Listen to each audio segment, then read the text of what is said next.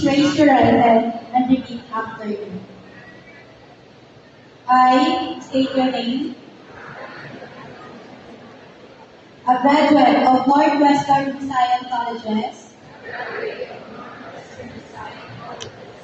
Do hereby solemnly swear that I faithfully abide to the best of my ability and honor the expectations of my alma mater. And that I commit to help fulfill the vision, missions, and goals for which it is founded. I promise to support and defend the Constitution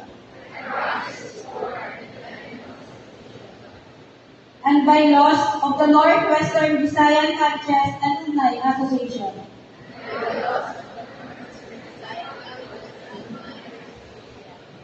And that I impose this obligation upon myself voluntarily.